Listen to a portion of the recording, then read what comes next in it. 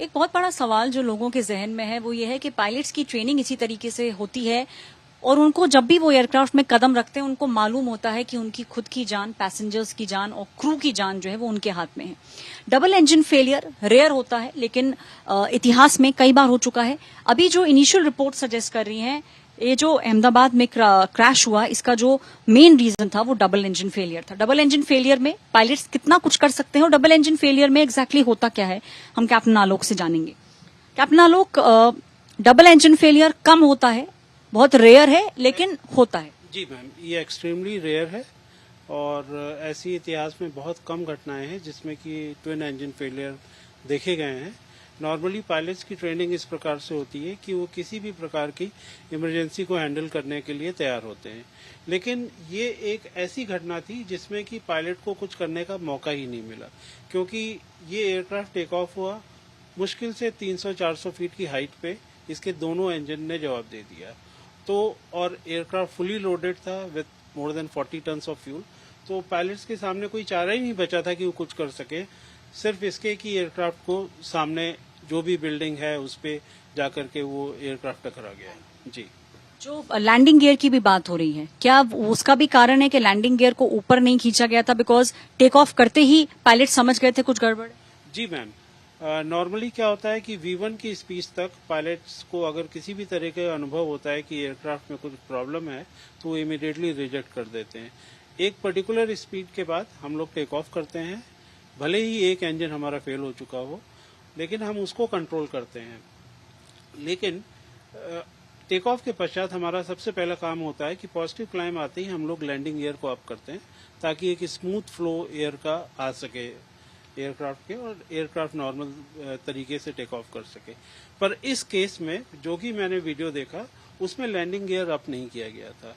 वो तब होता है जब पायलट्स को अंदाजा हो गया था कि एयरक्राफ्ट में कुछ गड़बड़ है, कुछ भयंकर तकनीकी प्रॉब्लम है, तो वो एयरक्राफ्ट को तैयार थे कि एयरक्राफ्ट अगर सामने क्रैश करता है तो लैंडिंग गियर अगर डाउन रहेंगे तो वो क्रैश होने पे कुछ इम्पैक्ट लैंडिंग गियर अपने पर ले सकेंगे ताकि एयरक्राफ्ट को थोड़ा सा कम नुकसान हो। आप हमें बताइए कि एग्जैक्टली जो टेक ऑफ था उसके बाद एग्जैक्टली क्या हुआ था। तो हम जो सिमुलेशन कर रहे हैं उसमें आप लोगों को बताएंगे कि टेक ऑफ जब किया गया, क्योंकि सिर्फ 100 या 150 मीटर तक ही हवाई जहाज जो है वो पहुंचा था और उसके बाद डबल इंजन फेलियर हो गया था। तो हम टेक ऑफ करते हैं कैप्टन आलोक। ये पार्किंग ब्रेक हमने इसको ऑफ किया, ये हमारे थ्रस्ट लेवल है बोथ इंजन्स के, और हम इसको पूरा टेक ऑफ की पोजीशन तक लेके जाते हैं। आप यहाँ देख सकते हैं हमारे सारे इंजन पैरामीटर सामने आ रहे हैं। इसमें अगर किसी भी तरीके की प्रॉब्लम होती है तो एयरक्राफ्ट स्वयं हमें वार्निंग दे देता है ताकि हम एयरक्राफ्ट का टेक ऑफ रिजेक्ट कर सकें। तो इस तरह की कोई प्रॉब्लम उनको वार्निंग नहीं आई होगी, अन्यथा उन्होंने एयरक्राफ्ट का टेक ऑफ रिजेक्ट कर दिया होता। तो अगर एयरक्राफ्ट का सिस्टम जो है वो आपको पहले ही वार्निंग दे देता है तो पायलट्स जो हैं वो उसी समय टेक ऑफ ना करने के बजाय कॉल ये लेते हैं कि एयरक्राफ्ट को वहीं रखा जाए और मतलब जो दुर्घटना हो सकती है या जो ऐसा लगता है कि होने वाली है उसको रोका जा सकता है। लेकिन जो हम समझ पा रहे हैं अभी वो ये है कि किसी भी तरीके का सिस्टम ने टेक ऑफ के टाइम वार्निंग नहीं दी थी। इस समय सिस्टम ने कोई वार्निंग नहीं दी। तो हम टेक ऑफ की स्पीड पे पहुंच चुके हैं। यहाँ पर हमने एयरक्राफ्ट को बिल्कुल उसी एयरक्राफ्ट की तरह टेक ऑफ किया और इस पॉइंट पर पहुंचकर हम नॉर्मली लैंडिंग गियर अप कर देते हैं। पर इस समय तक उनको मोस्ट प्रोबेबली पता चल गया था कि कुछ न कुछ प्रॉब्लम है और उन्होंने लैंडिंग गियर को ऊपर नहीं किया। और अब आप देख सकते हैं कि जैसे हमारा एक इंजन फेल हुआ, बिल्कुल उस एयरक्राफ्ट में इसी तरीके से हुआ होगा, ये दूसरा इंजन भी फेल हुआ। तो यहाँ जो आपको दिख रहा है, ये जो सुई नीचे जाती हुई नजर आ रही है, ये एक इंजन और ये दूसरा इंजन, इसे डबल इंजन फेलियर कहते हैं। सिस्टम फेलियर आपको यहाँ नजर आएगा, जो ब्लिंकिंग हुई है लाइट्स की, और एयरक्राफ्ट आपको नीचे जाता हुआ नजर आएगा। देखिए इसमें पायलट्स के पास बहुत कम मनूवर करने की जगह है और ये जो आपको ये नजर आया ये क्रैश था।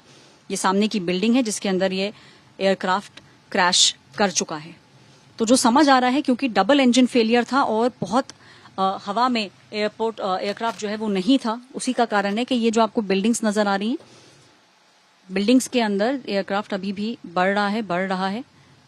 ये जो आपको गिरने की आवाज आई, एक ब्रिज के अंदर से होके ये एयरक्राफ्ट गया है और जमीन में जाके धंस गया है। तो यही हुआ होगा, क्योंकि जिस तरीके से विजुअल्स आए हैं और ये जो गियर आपको नजर आ रहा है जिसको ऊपर खींच लेना चाहिए था ताकि इम्पैक्ट मिनिमम हो, तो जो पायलट्स थे इस समय जो अनुमान लगाया जा रहा है इसी तरीके से क्रैश हुआ है। और अब ये जानते हैं कैप्टन आलोक कि अगर ये क्रैश की आपने सिमुलेशन दिखाया, ये तो क्रैश हो गया, इससे बचने के लिए क्या किया जा सकता है, या इससे आप तभी बच सकते हैं जब बहुत ऊपर आपका एयरक्राफ्ट हो? मैम अगर इसमें पायलट्स अगर इंजन फेलियर जो हुए हैं, जैसा कि मैंने बताया कि मोस्ट क्रिटिकल कंडीशन में हुआ है जिसमें कि पायलट्स के पास कुछ करने के लिए नहीं था। बहुत सारे नियम होते हैं, बहुत सारे प्रोटोकॉल्स होते हैं जो पायलट्स को फॉलो करने होते हैं, और देखिए सबसे बड़ा उसका जो कारण है वो ये है कि इतने लोगों की जान और आपकी खुद की जान जो है वो आपके और आपके को पायलट के हाथ में है। और टेक्निकल ग्लिचेस की बात करें तो बहुत सारे टेक्निकल ग्लिचेस आ सकते हैं, बिकॉज आपको देख के ही समझ आ रहा होगा कि फ्लाइंग जो है वो कितनी टेक्निकल चीज है और कितनी चीजों का आपको ध्यान रखना होगा। कैप्टन आलोक, स्पेकुलेशन चल रहा है बहुत सारा, लेकिन जो दो चीजें सामने आई हैं, डबल इंजन फेलियर और शायद बर्ड हिट भी है।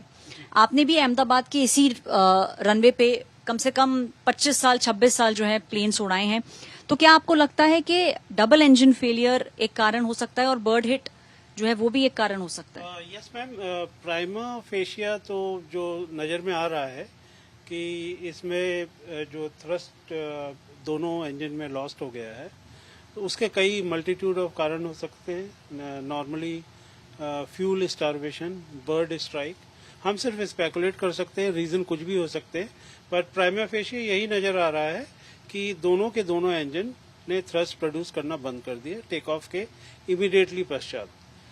इसको एक तरीके से भी समझा जा सकता है कि पायलट्स ने जो वीडियो अभी तक आ रहे हैं उसमें किसी में लैंडिंग गियर अप नहीं किया, तो राइट आफ्टर टेक ऑफ उनको अंदाजा हो गया था कि कुछ ना कुछ एयरक्राफ्ट में गड़बड़ है, तो उन्होंने लैंडिंग गियर इसलिए नहीं किया ताकि अगर क्रैश होता है तो एयरक्राफ्ट लैंडिंग गियर का इम्पैक्ट कुछ ले सके, जिससे कम से कम चोट आए एयरक्राफ्ट को, डैमेज। आप अगर आप समझा सकते हैं कि वो इमरजेंसी क्या रही होगी और पायलट्स ने जो ट्रेनिंग है उसके तहत क्या किया होगा? जी ma'am, basically this is one of the scenarios which is जो कि बहुत क्रिटिकल है अपने आप में, बिकॉज एयरक्राफ्ट टेक ऑफ हो रहा था, फ्यूल से पूरा भरा हुआ था, लंदन की फ्लाइट थी तो कम से कम उसमें 40 टन फ्यूल रहा होगा, और जैसे ही टेक ऑफ हुआ चूंकि उसका 100 फीट से 150 फीट की ऊंचाई पे लगभग दोनों इंजन नहीं काम करना बंद कर दिया, ऐसा हम समझ रहे हैं, तो उनके पास कोई चारा नहीं था, सिर्फ ये चारा बचा था कि सामने जो कुछ भी नजर आ रहा है वहां पे एयरक्राफ्ट को पुट डाउन करे, क्योंकि उनके पास कोई चॉइस नहीं बची थी। उन्होंने लैंडिंग गियर नीचे रखा और बाकी उनके हाथ में कुछ और बचा नहीं था, क्योंकि अगर एयरक्राफ्ट के पास थोड़ी बहुत भी हाइट होती तो they would be able to उसको मैनूवर करके वापस लाके लैंड कर सकते थे। अगर सिर्फ एक इंजन फेल हुआ होता तो पायलट्स इसमें पूरी तरीके से ट्रेंड होते हैं एयरक्राफ्ट को कंप्लीटली हैंडल करने के लिए, बट ये अपने आप में एक बहुत ही रेयर दुर्घटना हुई जिसमें कि दोनों इंजन फेल हो सके, इसमें पायलट कुछ भी नहीं कर सके। आप अगर हमें बताएंगे कि किस तरीके से वो इमरजेंसी होती है? जी मैम, मैं आपको ये करके दिखा सकता हूँ कि एक्चुअली में उस एयरक्राफ्ट को मोस्ट प्रोबेबली किस तरीके से उसका टेक ऑफ पाथ और सामने क्रैश होने का पाथ रहा, तो हम उसको एक बार इमिटेट करने की कोशिश करेंगे ना आपको, ताकि आपके और आपको दर्शकों को अनुभव हो सके। धन्यवाद। तो आप पार्किंग गियर, जैसे कि नॉर्मली लैंड ऑफ के टाइम जो फर्स्ट चीज की जाती है, पार्किंग गियर आपने ऑफ किया है। अब ये थ्रस्ट रिवर्स जी तो हम टेक ऑफ पोजीशन जी लेके जाएंगे। जी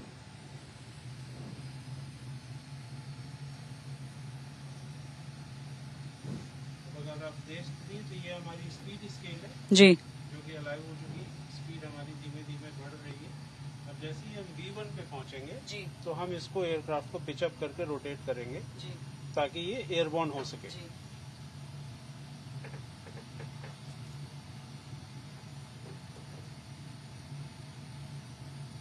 आप देख सकते हैं ये हमारे इंजन के पैरामीटर्स हैं जिसको कि हम लगातार टेक ऑफ के समय मॉनिटर करते हैं और मेक श्योर करते हैं कि सारे पैरामीटर्स विद इन रेंज हैं।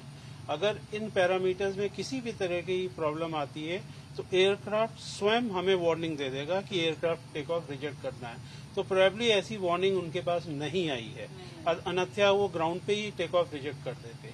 अभी हम V1 पे पहुंच गए हैं, अब हम इस एयरक्राफ्ट को टेक ऑफ करेंगे। स्ट्रेट। अब ये देखिए यहाँ पे इसी प्रकार से वो एयरक्राफ्ट टेक ऑफ हुआ था और उसका ये एक इंजन फेल हुआ।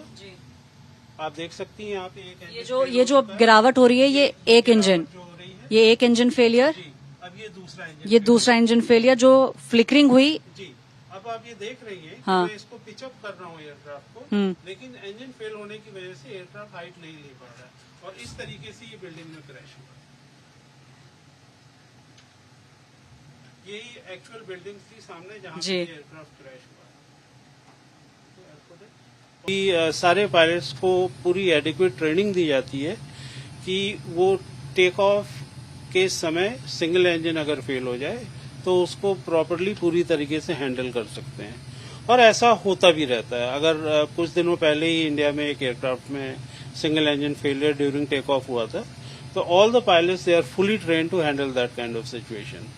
पर ये इस केस में loss of thrust on both engines probable prima facie वही लग रहा है और बाकी जब तक ब्लैक बॉक्स नहीं आ जाता इसके बहुत सारे रीजन हो सकते हैं, उसके बारे में हम कुछ बोल नहीं सकते, लेकिन प्राइमा फेशिया ये लग रहा है कि loss of thrust in both engines हुआ है। छोटा सा एक बॉक्स होता है जिसमें कि एयरक्राफ्ट के सारे पैरामीटर्स इंक्लूडिंग वॉइस सारी रिकॉर्ड होती है। अहमदाबाद प्लेन क्रैश में कम से कम 300 लोगों का जो आंकड़ा है वो सामने आ चुका है, लगभग 300 लोगों की जान जा चुकी है।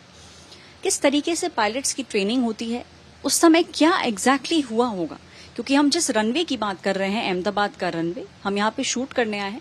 हमारे साथ कैप्टन आलोक हैं। कैप्टन आलोक अहमदाबाद रनवे के ऊपर कई बार उड़ान भर चुके हैं। क्या हुआ होगा और पायलट्स को किस तरीके से ट्रेनिंग दी जाती है, हम आपको ये बताएंगे। कैप्टन आलोक, हाय ऐश्वर्या। हाँ, आप मुझे ये बताइएगा कैप्टन आलोक कि वो जो रनवे है, क्योंकि उस रनवे की बहुत ज्यादा बात हो रही है, वही रनवे आपने यहाँ पे हमारे स्टिमुलेटर में लगाया है। ये रनवे 23 है। Runway 23 at Ahmedabad. I have landed and taken off from this runway several times. अच्छा। So I have placed the aircraft to for you guys to have a better view. तो आप हमें ये भी बताइएगा कैप्टन आलोक के क्या क्या जो डिफिकल्टीज होती हैं पायलट्स फेस करते हैं और जो ट्रेनिंग आपने यहाँ पे जो आप ट्रेनिंग हमें बताएंगे उसमें बताइएगा किन किन चीजों का ध्यान रखना होता है और पायलट्स को आभास कब हो जाता है, क्योंकि कहीं ना कहीं यहाँ पे ये चीज भी कही जा रही है कि पायलट्स को थोड़ा आइडिया लग गया था कि एयरक्राफ्ट के अंदर कुछ प्रॉब्लम है। तो ये जो सीट है,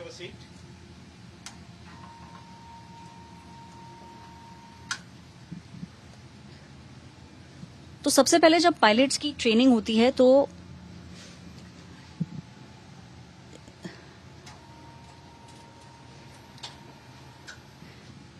कैप्टन आलोक, ये जो सिस्टम अभी आपने दिखाया, ये एयरक्राफ्ट एग्जैक्टली ऐसा ही होता है? सारे एयरक्राफ्ट ऐसे ही होते हैं? नो, एयरबस के एयरक्राफ्ट थोड़े डिफरेंट होते हैं और बोइंग के एयरक्राफ्ट थोड़े डिफरेंट होते हैं। इंटीरियर उनका अलग होता है, पर मोर और लेस सिस्टम सबके एक होते हैं। सिस्टम सारे जी जी।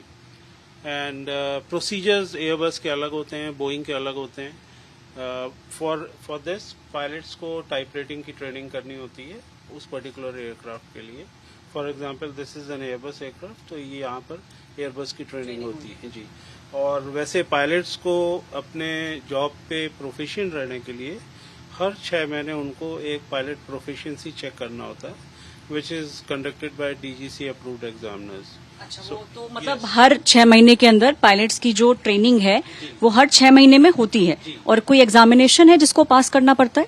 जी, it is a test conducted by DGC approved examiners. And basically क्या होता है कि लाइन फ्लाइंग में, रोजमर्रा की फ्लाइंग में पायलट्स इमरजेंसी मैनूवर्स प्रैक्टिस नहीं कर सकते, तो इसलिए उनको हर 6 महीने में फ्लाइट सिमुलेटर में जाकर के सारे अलग अलग तरह के failures, engine fire, sudden decompression, सारी इन चीजों के बारे में 6 महीने में सिमुलेटर में जाके प्रैक्टिस कराई जाती है और मेक श्योर किया जाता है कि दे आर प्रोफिशिएंट। तो मालूम है कि अगर कहीं पे कुछ इमरजेंसी हुई तो किस तरीके से आपको रिएक्ट करना है, ये हर 6 महीने में एक टेस्ट और रिवीजन पायलट्स का होता है। जी, तो वो उनको टेस्ट पास करना अनिवार्य है और वो टेस्ट क्लियर करने के बाद ही वो लाइन में वापस जाके फ्लाई कर सकते हैं। जी, तो हम टेक ऑफ की प्रक्रिया जो है उससे शुरुआत करते हैं। तो सबसे पहले ये जो गियर है इसको सबसे आगे करना होगा। Yes, ma'am. These are the thrust levers of the ये aircraft. थ्रस्ट लेवर्स कहते Thrust हैं इन्हें। levers. ठीक है, थ्रस्ट And, लेवर्स। इसकी टेक ऑफ करने के लिए we have to go all the way till full forward, अच्छा, जिसको फायरवॉल बोला जाता है। We ji. go to the firewall, हाँ, which will provide maximum power to both the engines अच्छा, ठीक for takeoff. That is mandatory ठीक। for takeoff. ठीक। तो हम इस समय दर्शकों के लिए मैं बता दूं कि ये जो रनवे है जो आपको सामने नजर आ रहा है ये अहमदाबाद का रनवे है। इस सिमुलेटर में हमने वही रनवे लगाया है जहां से वो जो फ्लाइट थी वो टेक ऑफ करके गई थी, और शुरुआत के अंदर जो थ्रस्ट होता है वो देना होता है। तो इस समय हम जो थ्रस्ट है कैप्टन आलोक ये हमने दिया, अब ये फुल फॉरवर्ड दे दिया। ठीक है, अब राइट हैंड साइड में ये जो आपके लेवर, side जी stick है। जी, And if you keep your feet on the rudder pedals, ये डायरेक्शनल कंट्रोल के लिए होते हैं। अच्छा, okay, If the aircraft is going to the right, you have to apply opposite slight left rudder pressure. Okay and okay so on. Okay okay okay. अच्छा, तो अभी मुझे जो फील हो रहा है वो ये है कि थोड़ा सा बीच में हम नहीं हैं। Yeah. So अभी you अब can use your feet to keep it on the center line. अच्छा अच्छा, ओके ओके। तो आइडिया होता है कि इसको सेंटर लाइन में रखना है। अब ये हम V1 की स्पीड पे पहुंच गए हैं। जी। Now you can slowly pull back side stick पे जी। little bit more.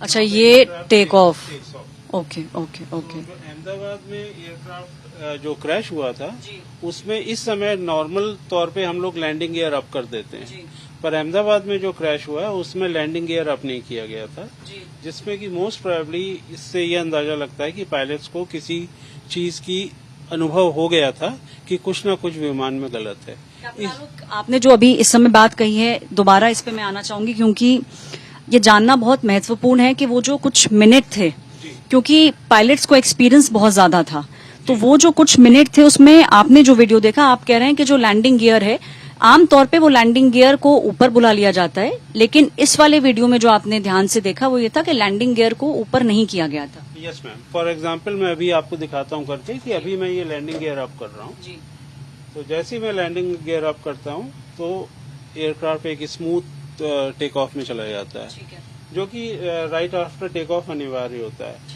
पर इस एयरक्राफ्ट का जो अहमदाबाद में दुर्घटनाग्रस्त हुआ है, इसमें इसके वीडियो में मैंने देखा कि लैंडिंग गियर को अप नहीं किया गया था। जी, उसका मोस्ट प्रोबेबल कॉज ये हो सकता है कि पायलट्स को टेक ऑफ के इमीडिएटली बाद ये अंदाजा हो गया था कि कुछ एयरक्राफ्ट में कुछ न कुछ गड़बड़ है, तो इसके लिए लैंडिंग गियर उन्होंने ऊपर नहीं किया, ताकि अगर क्रैश होता है तो वो इम्पैक्ट लैंडिंग गियर ले सके। वो इम्पैक्ट लैंडिंग गियर ले सके।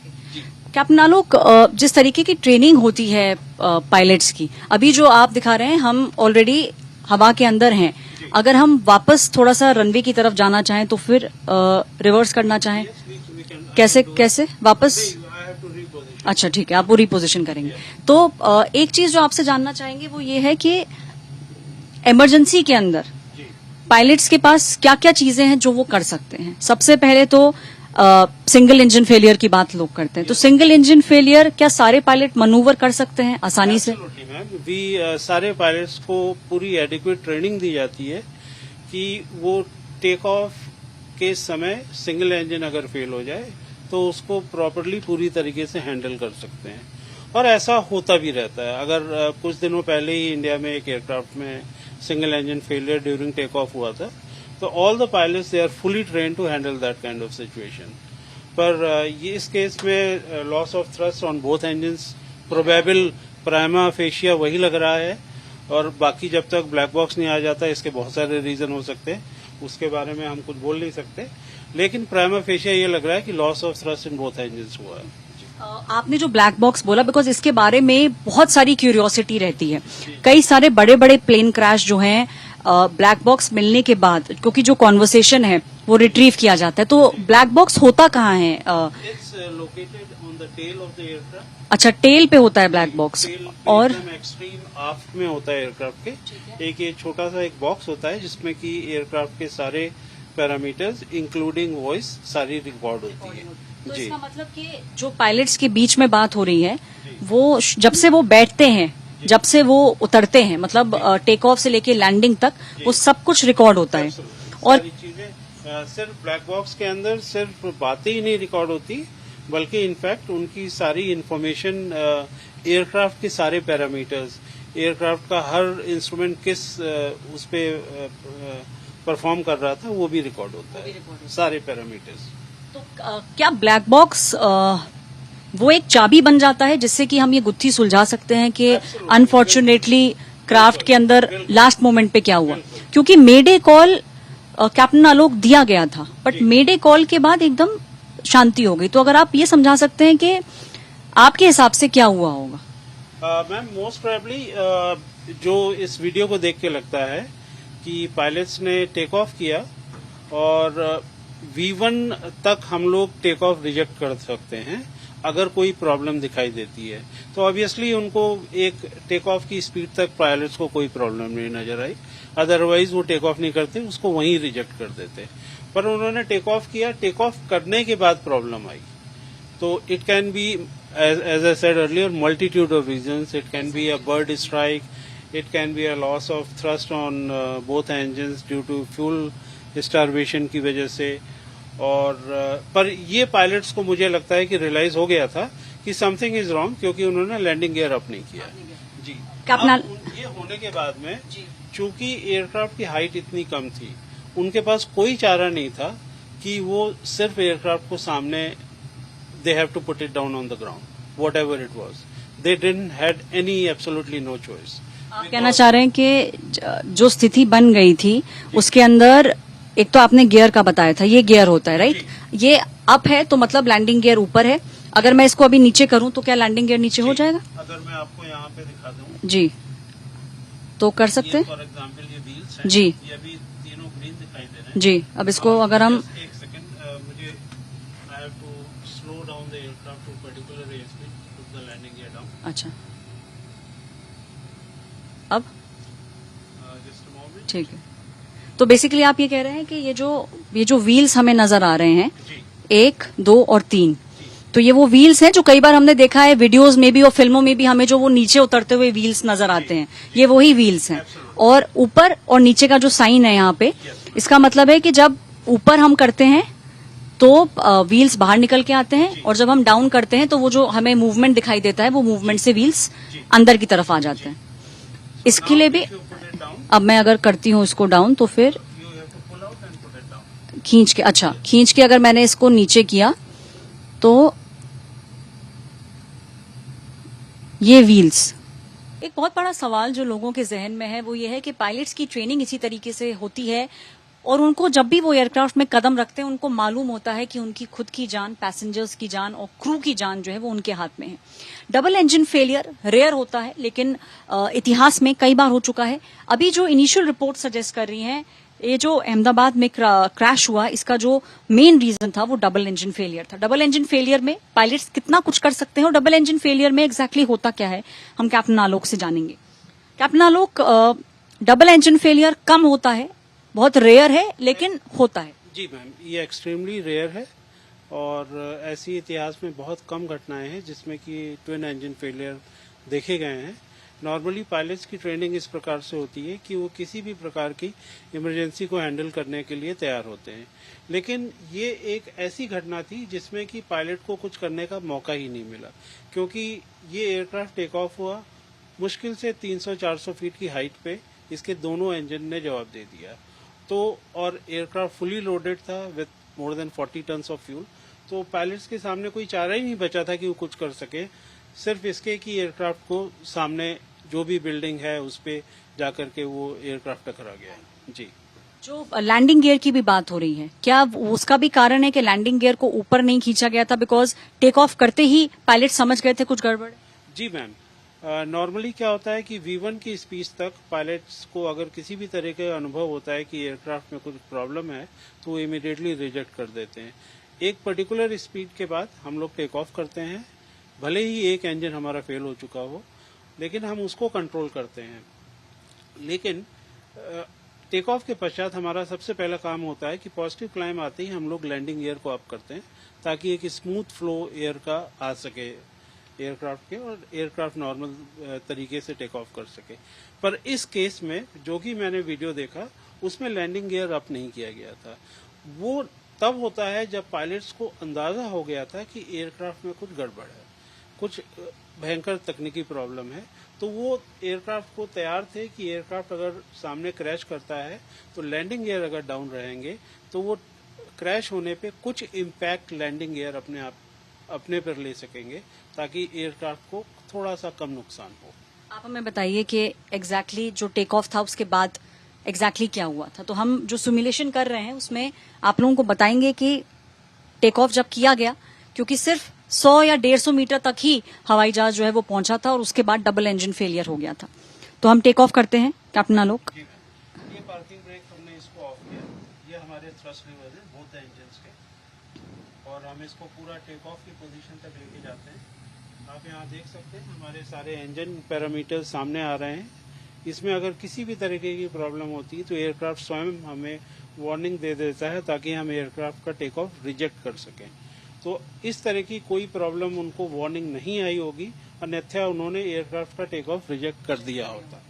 तो अगर एयरक्राफ्ट का सिस्टम जो है वो आपको पहले ही वार्निंग दे देता है तो पायलट्स जो हैं वो उसी समय टेक ऑफ ना करने के बजाय कॉल ये लेते हैं कि एयरक्राफ्ट को वहीं रखा जाए, और मतलब जो दुर्घटना हो सकती है या जो ऐसा लगता है कि होने वाली है उसको रोका जा सकता है। लेकिन जो हम समझ पा रहे हैं अभी वो ये है कि किसी भी तरीके का सिस्टम ने टेक ऑफ के टाइम वार्निंग नहीं दी थी। इस समय सिस्टम ने कोई वार्निंग नहीं दी। तो हम टेक ऑफ की स्पीड पे पहुंच चुके हैं। यहाँ पर हमने एयरक्राफ्ट को बिल्कुल उसी एयरक्राफ्ट की तरह टेक ऑफ किया, और इस पॉइंट पर पहुंचकर हम नॉर्मली लैंडिंग गियर अप कर देते हैं। पर इस समय तक उनको मोस्ट प्रोबेबली पता चल गया था कि कुछ न कुछ प्रॉब्लम है, और उन्होंने लैंडिंग गियर को ऊपर नहीं किया। और अब आप देख सकते हैं कि जैसे हमारा एक इंजन फेल हुआ, बिल्कुल उस एयरक्राफ्ट में इसी तरीके से हुआ होगा, ये दूसरा इंजन भी फेल तो यहाँ जो आपको दिख रहा है ये जो सुई नीचे जाती हुई नजर आ रही है, ये एक इंजन और ये दूसरा इंजन, इसे डबल इंजन फेलियर कहते हैं। सिस्टम फेलियर आपको यहाँ नजर आएगा, जो ब्लिंकिंग हुई है लाइट्स की, और एयरक्राफ्ट आपको नीचे जाता हुआ नजर आएगा। देखिए इसमें पायलट्स के पास बहुत कम मनूवर करने की जगह है, और ये जो आपको ये नजर आया ये क्रैश था। ये सामने की बिल्डिंग है जिसके अंदर ये एयरक्राफ्ट क्रैश कर चुका है। तो जो समझ आ रहा है, क्योंकि डबल इंजन फेलियर था और बहुत हवा में एयरक्राफ्ट जो है वो नहीं था, उसी का कारण है कि ये जो आपको बिल्डिंग्स नजर आ रही हैं, बिल्डिंग्स के अंदर एयरक्राफ्ट अभी भी बढ़ रहा है।